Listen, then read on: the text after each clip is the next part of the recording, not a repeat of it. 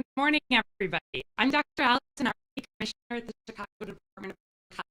We're here to give a COVID update. I'm so pleased to be joined today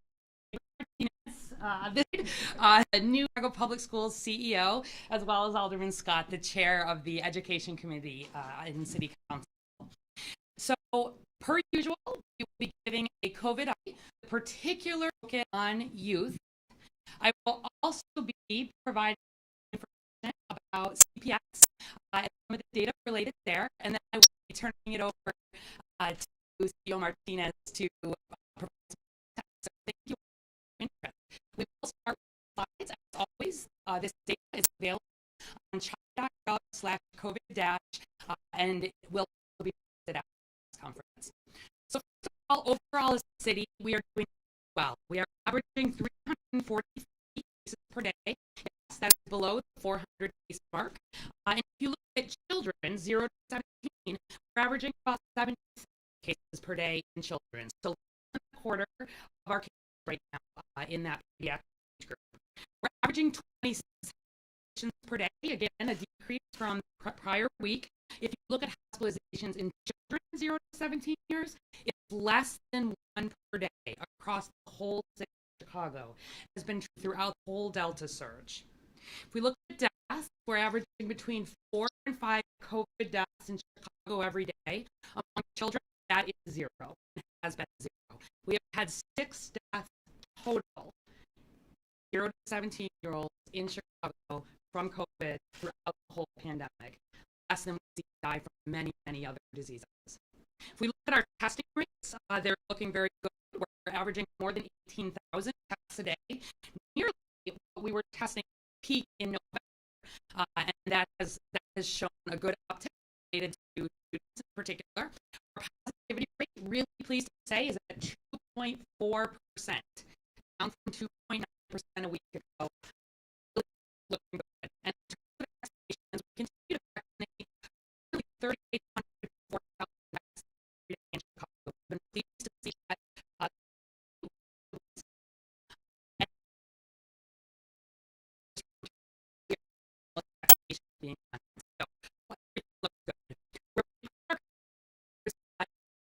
Matrix, which you know you all used to, you see that the case per day have now moved back on the substantial by CPC as defined in the same way in Chicago all along, between that 200 and 400 number per day. And our other major metrics, including test positivity, and ICU admissions, are also now in that lower transmission category. So at this point, we have gotten through this Delta surge to date beautifully. So much better than most of the rest of the country. Our death rate is about 6 times. The United States rate is about 6 times what our death rate is right now. Here in Chicago, our case rates and positivity rates are less than half of what the national average is. I also showed these. This data is available on our dashboard, but I have to emphasize the difference here, where we are seeing cases, where we are seeing hospitalizations, and where we are seeing COVID deaths in Chicago. So disproportionately, we are seeing people who are unvaccinated. So as a reminder, every week, that line shows the Chicago residents vaccinated COVID, and the blue line shows cases in Chicago who are vaccinated. This is going from March. So you see on the side of the graph, that first surge, that alpha surge, that was before we had fully reopened, and we're seeing, the great in the red category there, and those who are not vaccinated. You see on the right side, that's the Delta surge, and so we have seen some more breakthrough cases with this Delta surge because it is so much more transmissible. That blue line represents breakthrough cases. And always much high risk remains for Chicagoans who are unvaccinated. This same pattern follows for hospitalization rates. Again, this is our Chicago data, and you see that that hospitalization rate so much higher among those who are unvaccinated, and the vaccine continues to protect beautifully. All of the vaccines continue to protect beautifully against hospitalization and death. The recommendation for the booster, just to remind you, for people over 65, people with underlying medical condition, is to help address more in that group, and people should get the booster if they feel in that group. But the overall is Chicago continues to spread. And finally, look at this difference in death rate. You've heard us say, nationally, if you get COVID, you're about 11 times more likely to die if you are unvaccinated versus fully vaccinated. And there is no thing more important if you are worried about COVID, if you're worried about schools in COVID, if you are worried about grandparents in COVID, if you are worried about infants in COVID, there is nothing more important than making sure that all of the age-eligible Chicagoans in somebody's network are vaccinated. You've heard me say that there are specific groups when we look by race and ethnicity that are even more striking here. Where we look at people in our 50s and 60s in Chicago who are Black and Latinx, risk of death is approximately 50 times higher for people vaccinated versus fully. I know I am. My team is also hearing these stories every single day of people who are hospitalized and people who are dying, and families are saying, I wish we'd gotten vaccinated. I was going to get vaccinated. I was just waiting. The great majority of these are preventable. Vaccinated. I know I've been saying this for the most important thing. I want to highlight that testing has more than among Chicago children since CPS reopened. So on the graph here, and you can find this on the dashboard, the blue and all the figures represent Chicagoans 0 to 17 years old. So you can see relatively testing in Chicago children along the pandemic has been on the lower side. But back to school, we do this all children tested across Chicago. More than 2.5 times, which means you are seeing more cases detected in the group.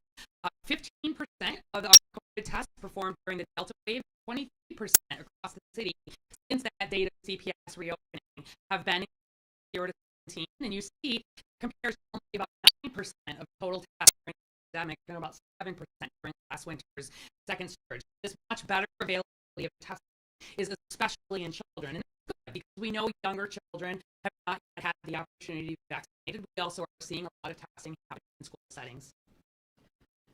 In the context of testing more than doubling in the 0 to 17 group, we, however, have not seen major surges or surprises in terms of cases in the group. Again, the blue line here represents 0 to 17-year-olds across all of Chicago, and you see the other colored lines represent the other ages. You can check the dashboard. You see that 0 to 17-year-old pattern of cases absolutely reflects what we are seeing in the community. Less than 1/4 of Chicago cases, 22%, since the CPS has reopened, have been 0 to 17-year-old age group. Our COVID case rate in Chicago remains highest in 30 to 39-year-old Chicagoans. And the dark blue here is the 0 to 17-year-olds. We're averaging 14 per house a day. And similar to what we're seeing people in their 20s. Again, the biggest risk factor for all of these is unvaccinated. As I mentioned, the COVID hospitalization rate very low for children 0 to 17, averaging less than 1 admission per day. This is again age. The dark blue is the 0 to 17 at the bottom there. You see this has been flat throughout this surge and remains so. So as we look at a little more specific data, you'll be hearing in a moment some of the updates and the real progress, really amazing work that is being done to ensure that CPS and all of our schools across Chicago are safe. I thought I would put a little bit of the CPS numbers into some perspective for you. Go to the CPS website, cps.edu, CPSEU/COVID. We've worked to pull together all of the COVID resources, all of the tests, all of the COVID data into one site so that everybody is able to access it for transparency. You'll see that might look scary. You'll see, for example, that where we look at the total number of cases that have been reported, we've got 1,101 students and 342 adults that have been reported positive cases who were in school during the time they may have been infectious, meaning they were in school the day that the symptoms started or 2 days before, have symptoms on the day or 2 days before. And, that number is a little bit rich. We are adding just as as we think about them. Those are what they do for investigation. So there could be some change for transparency. It was important to put all of the action cases, the ones that the public health heard about and the ones that CPS has heard about. And I want to remind parents and guardians that if your child is testing positive, please call CPS and let them know, because we get the test results at the health department, but we know there are some people doing homes.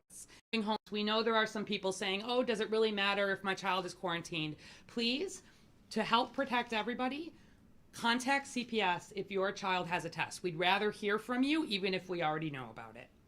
But in the context of hearing that there have been about 1,500 cases then diagnosed across CPS schools since the beginning of the school year, I want to remind you that CPS is a big, not so small city. And so where we get into some context, we're seeing 5 in 1,000 people in that CPS ecosystem being diagnosed with COVID. That is not an unexpected number. It is well in line with what we are seeing in other school districts, and it is not significantly out of with what we are seeing at the community rate, despite there being quite a bit more testing. So nothing that I am seeing in those numbers is concerning to me. Obviously, when we see multiple cases in a school, we are investigating the CPS case investigation contact team is what's happening in the school. The Chicago Department of Public Health team is working on exposures that may have happened outside the school. We're happy to answer questions about that. But even with a lot of extra looking for cases and extra attention, the rates that we are seeing in schools are not unexpected, and the schools remain safe from a COVID perspective. I also want to highlight the other set of numbers that we see on the website, and that is related to screening testing. So there's been a lot of interest in screening testing, and let me differentiate. So the top numbers on the website are how many cases have been reported, okay? The screening testing is this thing that CPS has set up the entire school system. So every single week, there is testing available as of tomorrow in every school every week. But that is not testing for if I symptom want to come in and get a test. That is testing of people who are in school with no sense that they have COVID. They do not have symptoms. We don't expect to see a lot of positive tests there. But that screening testing is what lets us feel confident that we are not spread, that there are not outbreaks that are going undetected. All the procedures and protocols that we have in place are working.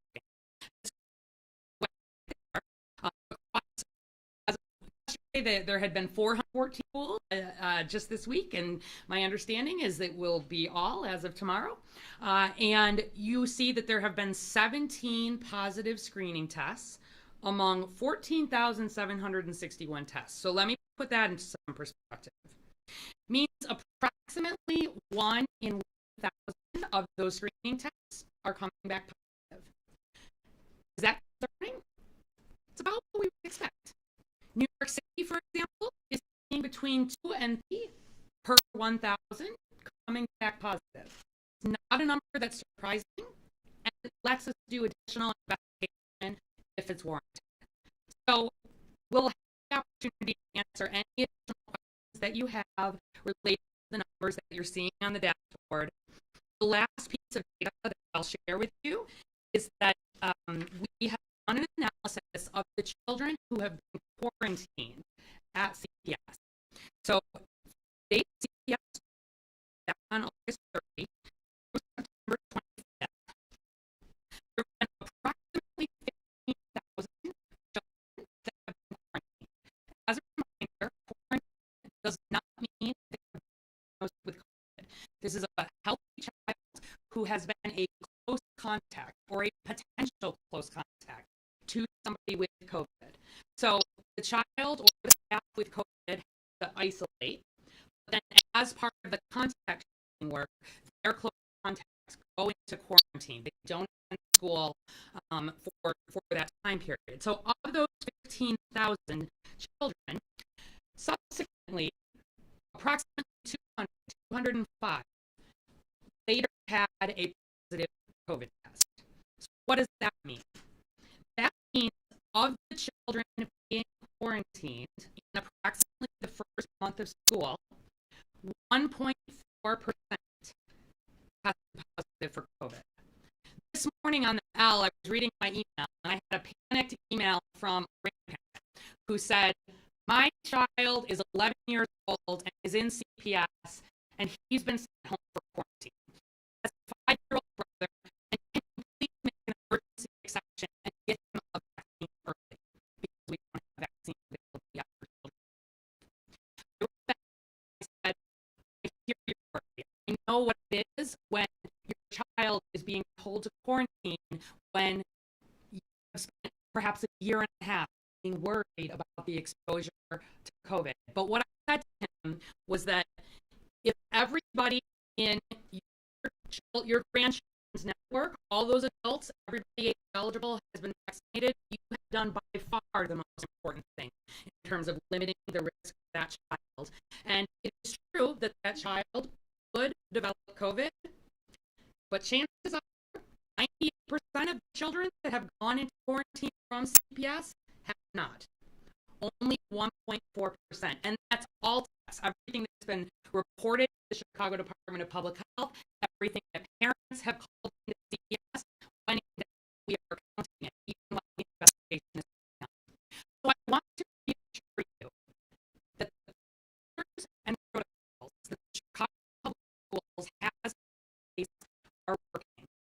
Major investments have been made in terms of air handling. That was done last year, millions of dollars, and industrial hygienists in place to make sure those environmental things were in place. The testing that is happening, the screening testing, is available across the network. We're not seeing anything unexpected in the numbers. And the cases that we are seeing reflect case rates in the community.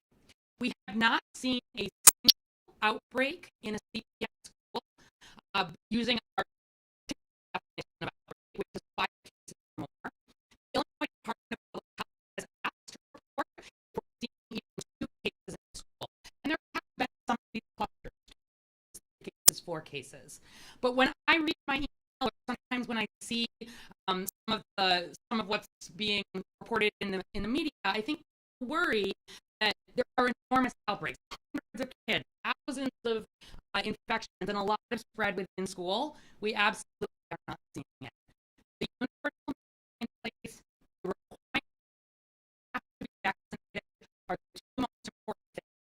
And having at home who is vaccinated is the most important thing of all to ensure we continue to keep our children safe. 312-746-4835. That is the number. Anybody in the city of Chicago may call. We will set you up with whatever vaccine you are interested in.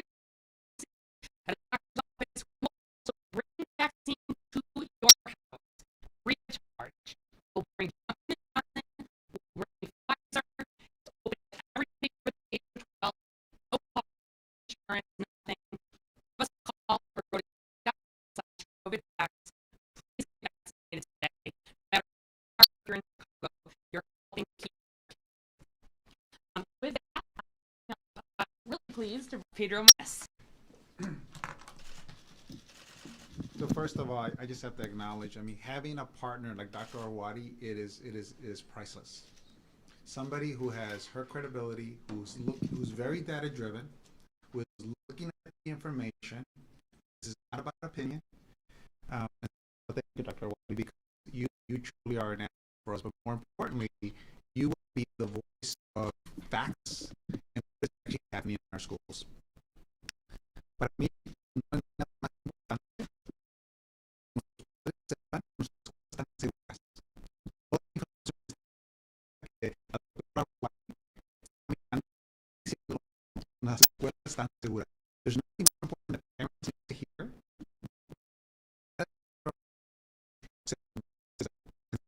The schools are safe. Are there things to improve that? Absolutely. And we want that. Tenemos que mejorar. Hay cosas que tenemos que mejorar. For example, we need to make sure, and I'm happy that we now have COVID testing available at all the schools at the end of this week. That's step one. The next step is we got to get our parents to sign on forms and participate, right? Because the better data, the stronger it is, the more assurance that both Dr. Arwadi and I are going to have that we can then use that information and make adjustments as we need to. But we are all learning, everybody. We got to give ourselves some grace. We have to understand that this whole world is trying to understand this pandemic. And so please, what I ask all of you is let's be responsible in reporting facts. Let's be responsible in trying to help me reduce the anxiety in our community. Para mí lo más importante, quiero que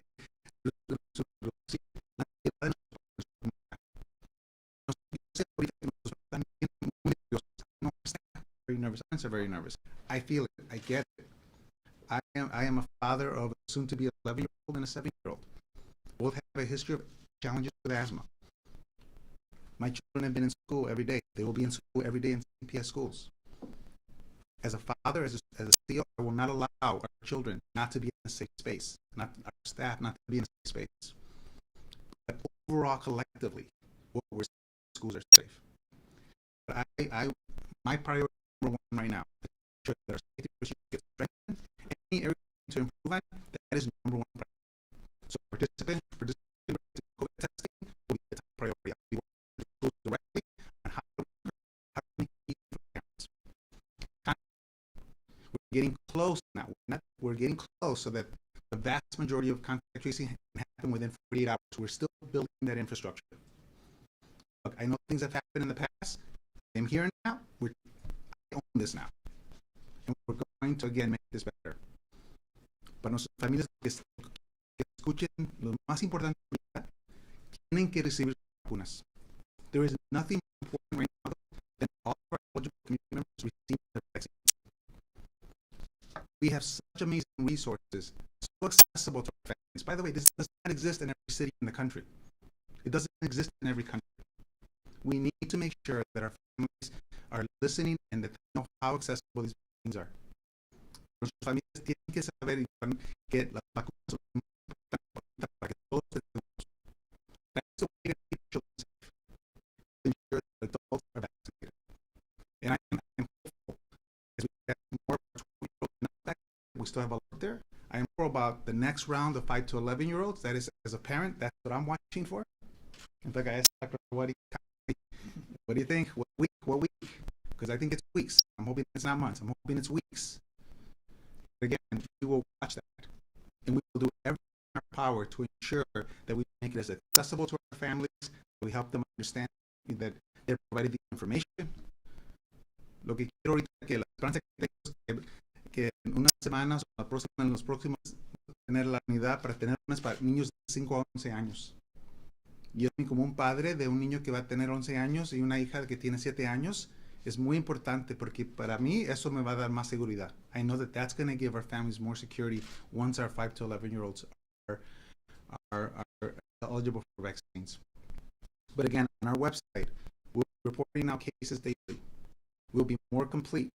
We will not only show active cases, we'll show quarantine. Please give us some grace because daily some cleanup of that. But we plan to do that. We will show, again, we'll start, one of the things that I'm going to be joining Dr. Wadi on a weekly basis doing press events with you. And if I'm able, at least it'll be that I try to present, but I'm going to try to make it be me to give consistent updates. What we're learning, what we're seeing with schools, cases, because we want to share with you what we're learning, frankly, what maybe at the pivot. And I think the best way to do that is to work with you so that information is out there every single week.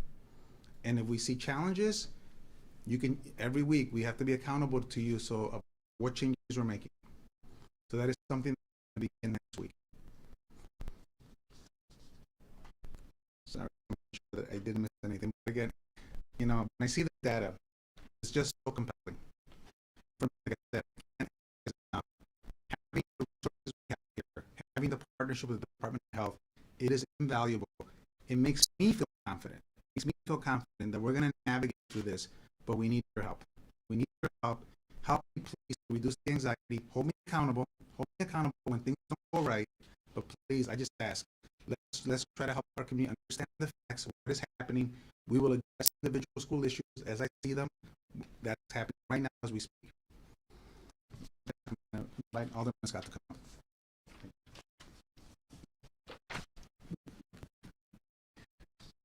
Good morning, everybody. I'm Michael Scott Jr., I'm in the 24th Ward and Chair of the Education Department. I am very reassured CPS is happening towards COVID. I've talked to CEO Martinez several times, and Dr. Arway said today the numbers and the measures that are in place are strengthening the things that are happening at the CPS. As a parent, more so than an alderman and a public servant, as a parent gives me comfort.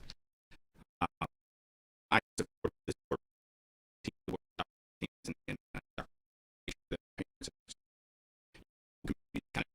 going on.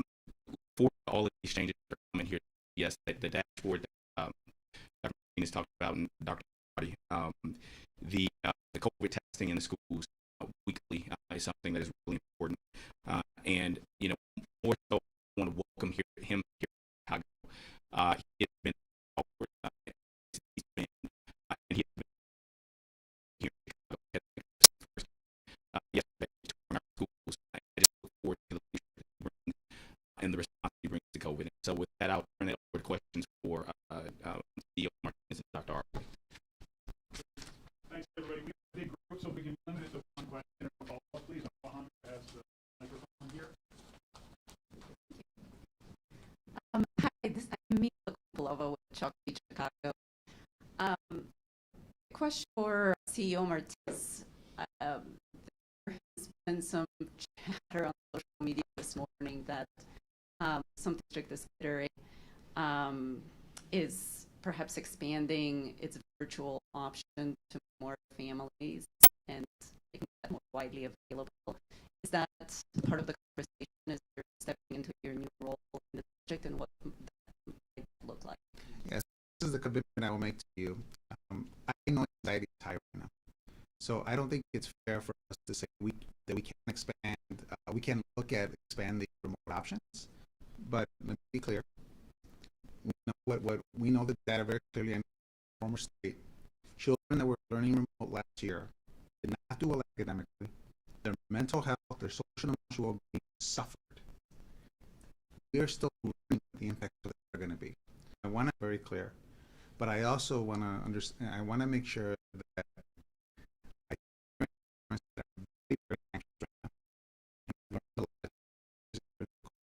am looking at capacity to expand more options. If we can accommodate our families, I would like to do that. Especially as we're all waiting anxiously for vaccines to come in for 5 to 11-year-olds. And so that is something that I've committed that I am going to be looking at in the next few days. And then I'll report I'm learning what capacity is. For parents, just need to understand, quality we can't just have a remote option. To bring up a quality program, it takes time. So again, I would ask for grace, but I am looking at that right now. I'm asking those questions. I want to see what our capacity is, with the number one goal of reducing the anxiety for our parents. Yeah, just add one thing quickly to that. It's just just to say, all along here in Chicago, we have seen COVID risk in schools be reflective of COVID risk in the community. And so right now, when our numbers are looking good here, they are also looking good in schools. We don't see different patterns of COVID risk in schools as we do out. We learned that locally here last fall, when, for example, the Archdiocese had thousands and thousands of people in school learning, and CPS did not have in-school learning, and we actually saw lower rates of COVID in both students and staff who were in school. So when we think about sort of risks and benefits, we're also thinking about, what does it mean for COVID safety? And certainly school is the primary primary concern, but often I just want to remind people the number one place where we see children actually infected with COVID is in the household, and particularly with exposure to people who are unvaccinated. And so I think certainly this conversation is important, but there are some people, I think, who feel that that keeping children remote will most thing to keep safe. But we sometimes see those same parents have social interactions, need to have to go in those informal social interactions in formal school settings where all the mitigations are in place. So it's a nuanced discussion, and certainly, as you know, children are fragile. It of course makes sense, and we can just. Hi, Nader Issa with Chicago Suns. CEO Dina's welcome, and congrats on the new job. A lot of parents, just on the ground, teachers, they might not necessarily care or know what's going on at the top of CPS leadership, and they just want to see their problems fixed. What can you do to assure parents, assure families that you're coming in now, the problems will be fixed? You said it's your responsibility. What can you do to assure them that you have this under control? Thing is, first of all, us being very transparent, having very a clear communication line both to our community, to our parents. In fact, we're having virtual meetings with all of our principals to really have, and we're going to be doing it on a regular basis. And we're seeing challenges. So the best way to do this is to giving up solutions and addressing the issues.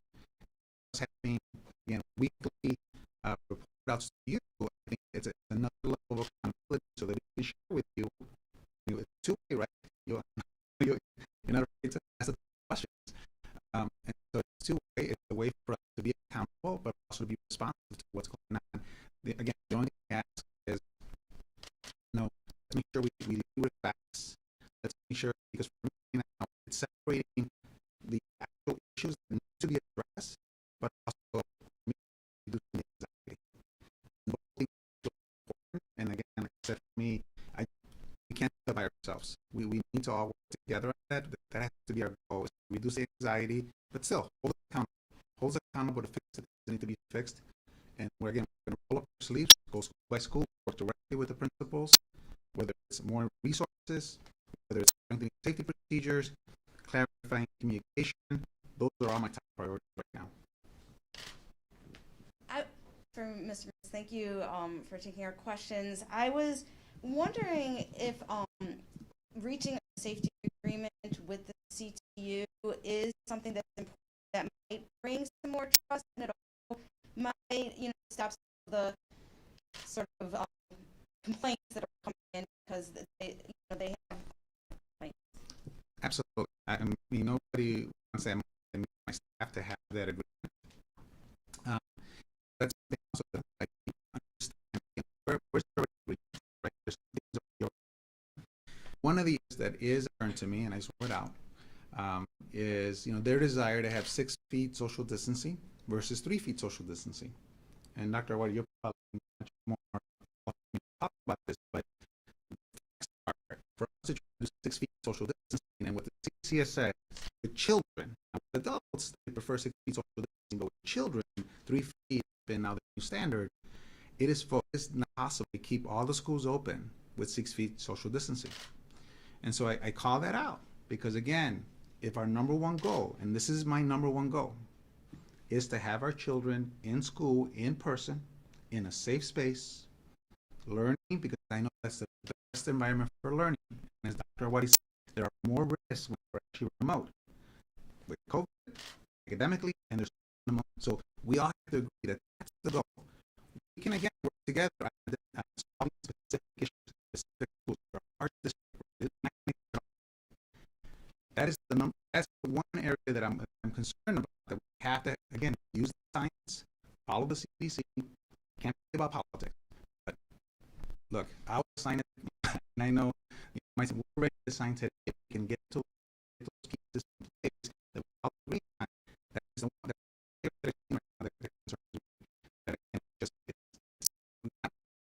it's not aligned with science, and it's not aligned with CDC guidelines. One other question. I'm wondering, and this could be for either of you. Is there a moment that you do think parents would be anxious? Like, are there enough, when 60% of the school is quarantined, when it's 8 cases in 2 weeks, I mean, to make you anxious? If I'm a parent, I feel like I'd be anxious. And so I wonder, like, is there a point where it's justified to be anxious? Yeah, thank you for that question. And we feel very strongly, right, for how worried people are right now. I want to also actually follow up on the first question that you asked, where we're thinking about things like, when should you close a school, right? When should you be saying this is a setting where high school perhaps needs to go remote? And is one of the things that from a point is not a number, right? There's a desire, for example, to say if there are 3 cases that are diagnosed in a school, the school should go remote. That does not make any a lot of scientific way. You have a school of 1,000 children, and you have 3 positives, but none of those 3 positives are linked to each other, and you don't actually think there has been transmission within the school. The fact that there are 3 people there means that you need to quarantine those cohorts. But where we start to get concerned is where we see evidence in school transmission. And we'll see. So you heard me say right up top here, we've not seen to date in CPS or actually any of our schools in Chicago since they've opened this fall. We've not seen any outbreaks, meaning 5 cases that have been linked in some way. We have seen some clusters. We've seen a 2, 4, right? And if we are seeing an outbreak, meaning there are a lot of cases that are potentially linked, and we think there's been some in-school transmission, that says to me something's not working well with safety protocols in that school and that setting. But it's that within school transmission for me that is the because we are going to continue to see cases in school, and we'll follow along with whatever community numbers are doing. In school transmission, particularly high level, would be what we would be particularly concerned about and thinking. You know, CPS has been a lot of just to say out that only 1.4% of the students who were quarantined ended up positive. So there may be room, even as we move ahead, we've seen the school districts that opened before Chicago to even be shifting some of those quarantine protocols to really be making sure that we know people at higher risk need to quarantine. But for me, it's not about how many are quarantining. When you hear there's a lot of quarantining, it means there's been a move to make sure that anybody who's potentially exposed is at home. It's when you're hearing about a lot of cases, and more specifically, a linked cases, an outbreak, right? Numbers that are there. The most common reason we find 2 cases in a school is because there are siblings who attend that school. And that, again, the likelihood that is in the household more than it is in the school. Dr. Hardy, may I ask a question? Roseanne Taylor with Fox 2. And I wanted to ask you vaccination deadlines for city workers, police, fire, and teachers. First, can you tell me deadlines, how the vaccinations are progressing? As guidelines with and some of the details of that contain. But October 15th remains the deadline for City of Chicago employees to be vaccinated. So I will remind people, actually, that means that tomorrow works when to be fully vaccinated. Say you were going to get a single dose vaccine, Johnson & Johnson, you should get that tomorrow, not have to do anything else with the vaccination. Initially, for City of Chicago employees who are not vaccinated, and we'll have more to share about how long that option lasts as negotiations continue. But we also last week formally requested City of Chicago employees submit vaccination survey. In terms of that form submit that last week. And so as we start people making with that, we have a what those numbers are. I don't expect that until October 15th, putting in the information. But yeah, if you're a City of Chicago employee, you need to be vaccinated. I'll tell you that in the Department of Public Health, for example, where facilities, there are other federal rules, as you know, and so we all have a minuscule number of people who are not fully vaccinated, and they are completing their vaccination, they are getting routine testing.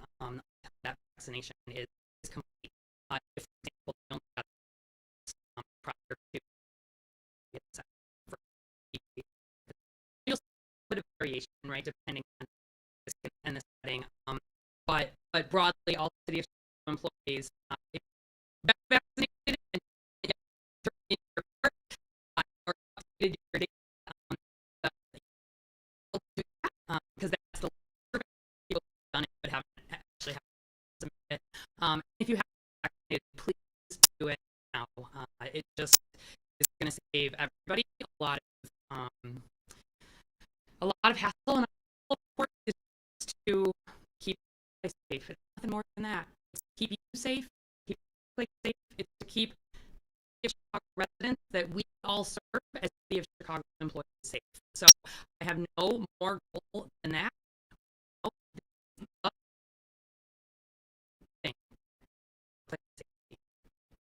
Testing,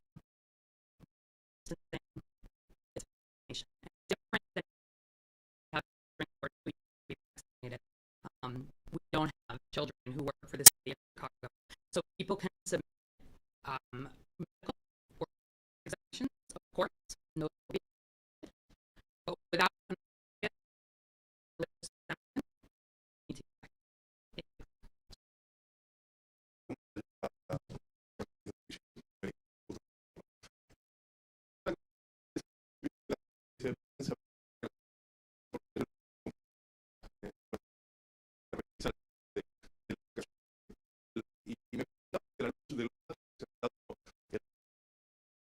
ha reconsiderado el argumento que sobre la educación virtual sigue teniendo validez después de bueno, yo sé que mucha ansiedad, así que por eso quiero mirar qué puedo hacer. No es virtual. Nuestros padres creo que entiendan que lo que sabemos ahorita, que los niños que están en las escuelas en persona están más seguros cuando hablando de COVID, están más, van a aprender mejor y nosotros sabemos que el año pasado todos los niños que estaban virtuales, muchos niños no tuvieron éxito académicamente, tuvieron muchas cosas. Todavía estamos aprendiendo ahorita lo que todo con nuestros niños. Pero como yo sé que nuestros padres están nerviosos, tienen ansiedad, sí voy a mirar qué opciones podemos tener. Y eso es lo que dijo la doctora, el mejor lugar para sus niños es en persona. Y yo voy a asegurar que nuestras cosas estén seguras, donde tengamos problemas, tienen yo voy a trabajar para resolver esos problemas. I just said it again, that, in terms of the virtual option, what he said, whether it's health, in terms of person in school is where children need to be. That's where they should be. But I'm recognizing that there's anxiety in our families. That's why at least I have to look at what we're able to do.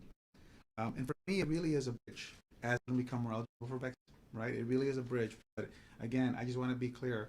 The goal has to be, whether it's CTU negotiations, whether anything that we do, it's how do we promote as much as we can that the best place for children to be is in person in our schools. And I will do whatever it takes to make sure that we resolve any issues that we see in our schools.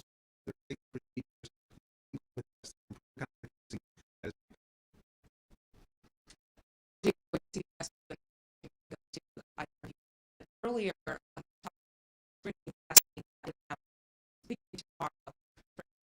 every school, a letter was sent out to parents, correct?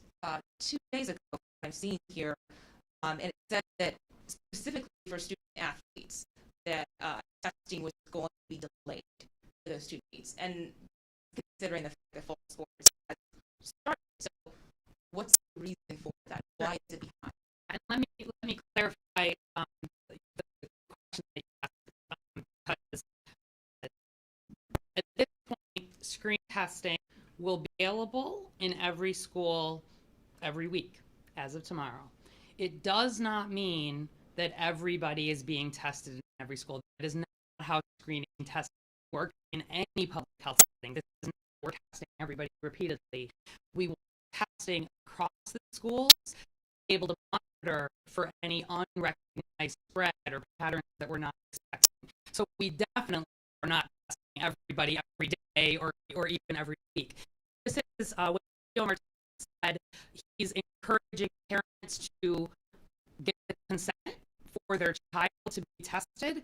It is for that. It is for them with consent. They can be tested at the school. We are now in all of the schools as of the end of this week. My understanding is that there will continue to be capacity growth in terms of testers, et cetera. This is not just a CPS. Schools all across the country are seeing this huge demand, and there's a lot of need for additional staff and resources, et cetera. But the goal will be to make sure that now that all schools are in place, that every parent, for example, who is wanting to get their student tested, as long as it's sort of fitting in with the screening testing that we need, is able to access that. So related to the student athletes, I don't know the details of that. I'm not, the details of the letter, We'll get it for you. but we can, but We'll follow up. CPS can follow up there. I would just say that always, whenever our top priority is not the screening testing, because remember that's everybody is symptomatic and we're doing it. It's making sure we are responding to the actual diagnosed cases. And that it remains the top priority. Any setting where we have concern, any school where there have been multiple cases, et cetera, CPS works hard to make sure that there is additional testing available very quickly and on site, including at home. We have partners who can come in and do some additional testing. And then we also make vaccination available, because sometimes when your question are concerned about hearing about cases in their school, we know sometimes that sort of makes people say, now maybe it's the time to finally get it. So I hope to help clarify the difference between screening and sort of clinical testing when somebody has symptoms. Thank you. That does for Pedro Martinez. Right now, it's not there, or you can't answer the question about the delay in testing for student testing and for the vaccination.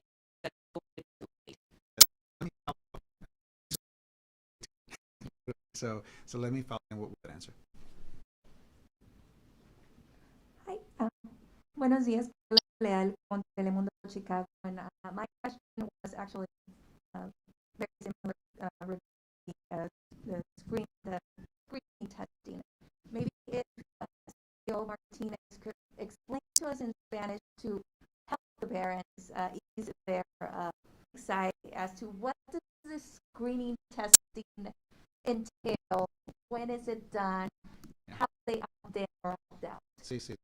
para nuestros padres, quiero que sepan, uno de los más importantes cosas que podemos hacer es tener de coca a la semana. Todos los niños solamente con permisión de nuestros padres. Así que tienen que firmar y voy a mirar las formas para que sean fáciles. Las formas, ahorita estoy mirando esto para que sea fácil para los padres, pero cada semana el tiempo no es 10, 15 segundos. Y vamos a hacer videos enseñando a los niños que están haciendo los exámenes, para que miren los padres cómo están de fácil. Pero lo bueno es que cada semana los padres van a saber y se pueden estar preocupados, que van a recibir los resultados. Siempre vamos a proteger la privacidad de nuestros niños. Los padres van a recibir y van a saber que no tienen COVID. Y son para niños que no tienen síntomas. Si su niño tiene un síntoma, eso es otra cosa diferente. Eso queremos que también tomen un examen, pero no deben estar en la escuela, ¿verdad? Si tienen síntomas. Podemos trabajar con la doctora White para que reciban un examen, pero no en la escuela. Estos son para niños que no tienen síntomas. Y así podemos cachar casos para que uno no sabe, ¿verdad?, que está activo. Vamos a alcanzar esos casos, trabajar con los padres, que sus niños reciban la ayuda que necesiten para que todos estemos más seguros. I was just saying, it's important for our families to understand that our COVID testing, that our screening, is really for asymptomatic carriers. If you're symptomatic, you should not be in school. And we will work with you. We will get you the testing you need. Dr. White does an amazing job of even doing home service. Asymptomatic is really great to catch cases that, again, we know that they're positive. It allows us to catch cases, work with the families to make sure the families are getting the proper support they need for their child or for any other household that might be affected. But it's weekly. One of the things that I'm going to work with our team to even do videos for the families, because they're very quick, they're seconds. We protect the privacy of our parents, so the parents receive the results, our medical professionals receive the results. Protect that, but it's just a great safety card. Just to give parents every week that their children are not positive in COVID. Can I just add, because we sometimes get this question, is a nose swab. It is not the deep nose swabs that we've been very in COVID. The testing has come forward to the point where it is a very quick nose swab that is not painful for the children or for the staff. Just to be clear. CEO Martinez, can you talk more about contact tracing? I'm seeing you have doubled the number of contact tracers. How many do you have now? Is there some magic number that you're trying to reach, and how do you determine that? And I put my staff members to come up and just answer directly. I can state to everybody. So, Hi, good morning, everyone. We have over 30 contact tracers whose full-time job is to do contact tracing. We have also about 30 other staff members who we redeploy because we are responsible for contact tracing. About 20 to 40 we are connecting with them, reaching out to resolve those issues as quickly as possible. That's enough for a district size. We have multiple people who are ready to be deployed. Multiple within the organization are being trained, contact trained. And what we're finding, we also refined the process.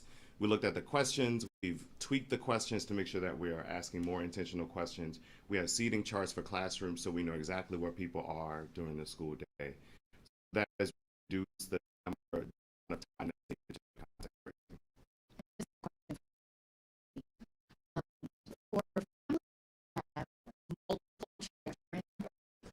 And if we as quarantine exposure, what should we do with them, and should they also be required to Yeah, thank you very much for that question.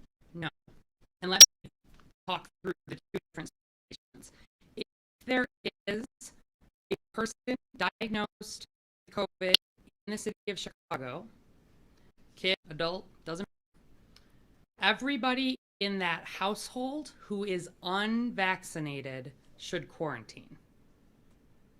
Let me just repeat that because we often get this question. When there is a diagnosed case of COVID, child, adult, doesn't matter, everyone who is unvaccinated in that that household should quarantine.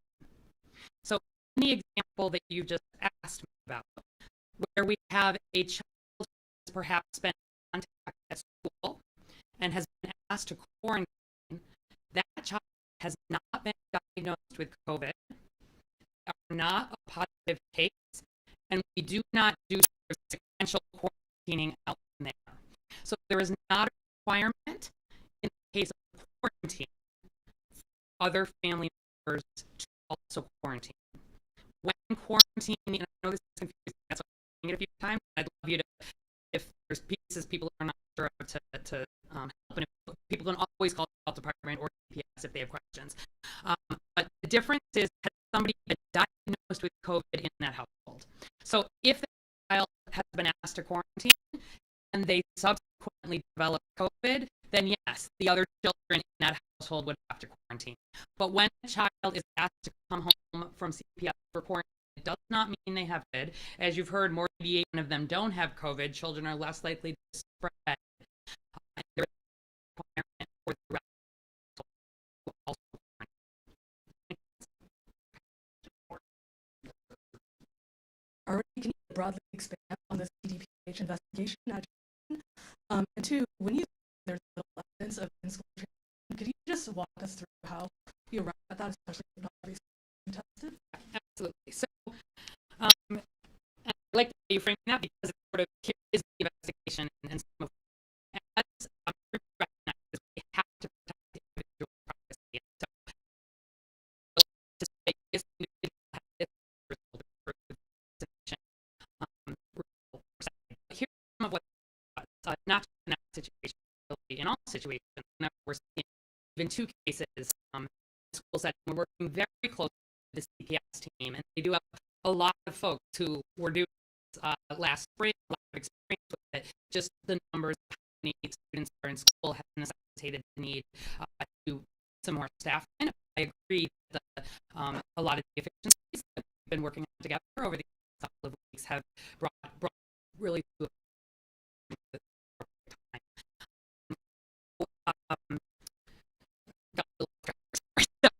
So basically, there's when we do investigation, we're looking at any positive test results, any positive test results, anything reported to the department, every test in a doctor's office, a clinic, a pharmacy, anywhere in the city of Chicago. Law is report to Chicago Department of Public Health. We're looking at those. We're also looking at any tests that a parent or guardian is reporting to CPS, because we know we're doing at-home tests, or there may be other things. We consider tests positive when they are reported, period, in terms of public health action. And so we're looking at what the exposure potentially were in school. So when there is a test, we consider, we do the case investigation, and we say, when this child staff's symptoms are, we consider that they could have been spreading COVID potentially from not just the day their symptoms started, but 2 days before their symptoms started. If it is someone who does not have symptoms but has a positive test, we take the test and also 2 days to have an expansive view of when it is potential that a child could have potentially transmitted in school. And then we look at if there's screening testing, we're bring that on. And there are multiple cases, we'll often work to do additional follow-up testing. So in this particular case, just to talk about it in some more context without giving away privacy details, we've looked at all available testing results for children as well as potential adults that could be associated. We have not found any definitive link in an adult outside of school community to that school. You 100% rule that we don't have a definitive link at this time. And in the grade that is primarily of interest in that school, the very first day that CPS was notified, there was a child who was positive in that cohort. It happened to be a weekend, and that whole cohort grade transitioned to remote learning that same day, and parents were notified appropriately on the weekend, those students in that cohort of interest were at home for that whole quarantine period. That same initial weekend, there was a second case that was called in from that cohort. For the rest of the time in quarantine, we have not had a single child reported positive in that cohort of interest. So the CPS policy in terms of the case investigation and contact tracing that was done at the school level, we also followed with the to ensure that if a positive test was reported in the result, that the appropriate case investigation and contact tracing had been done there, and it was. We do not always successfully complete case investigations. If people do not have a telephone, for example, we try multiple times and we document those, but we don't always have full information, particularly if people do not. So, last thing we look for connections among cases. Here is this case, what was the potential infectious period? What does that infectious period match up with other potential exposure in the school? And we are looking for likely transmission in school, less likely transmission in school. You can never 100% say, but like the example I gave at Jensen, there are multiple examples of siblings that say that without sharing detail. Not necessarily connected to but that's numbers. In those cases, what I think is more likely that transmission takes place in household. So we are seeing a high number of cases compared to the cases in the school. CPS early had determined that if 5 cases were being in a 14-day period, not necessarily even thought to be linked. There is some work that's happening with some of our academic testing partners here, Lurie Children's, for example, who can come in and offer an additional round of testing to everybody in that school community who wants it. And so the testing that was done yesterday through Lurie tested more than 100 children, more than 100 people at that school. And there were 2 borderline positives. And when we see borderline positives, it suggests that these are individuals who likely were positive in the past. These tests can stay positive for some time. We still treat them as positives, but they are unlikely to be infectious. The teams are completely infected, but we believe those individuals to be linked to previous household.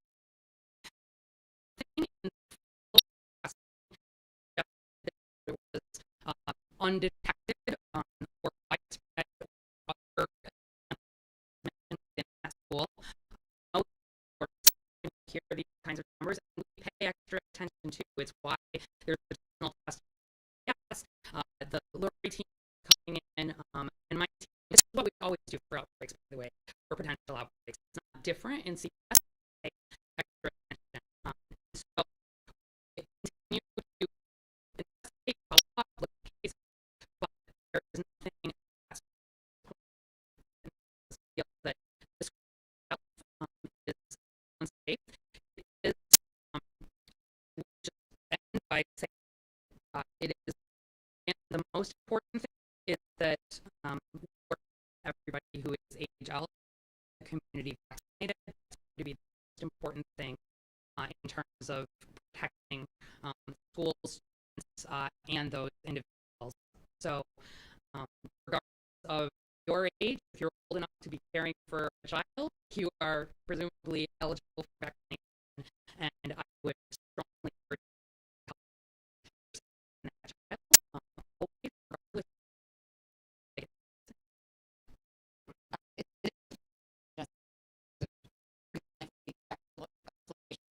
Get into, because of privacy issues. But the bottom line is, there was some press positive. So, again, I can't provide specific results for an individual. I can tell you that the cohort of interest, we did not have results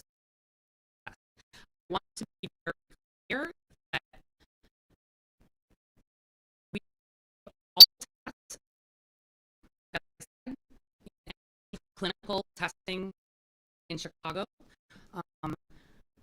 We also very strongly have asked and again asked if there are tests or other situations that those are known to CPS. And we've obviously looked very closely at that whole cohort. So can I say 100%? No. Not. One way or the other. And that's how often it's COVID. But I can say that the appropriate procedures were followed in that primary cohort of interest where a large number of students were quarantined. After the initial 2 at the time of quarantine, we have testers in that cohort, which suggests not widespread or significant transmission. Possibility of some transmission is always there, and it's always going to be there. Thanks, everybody.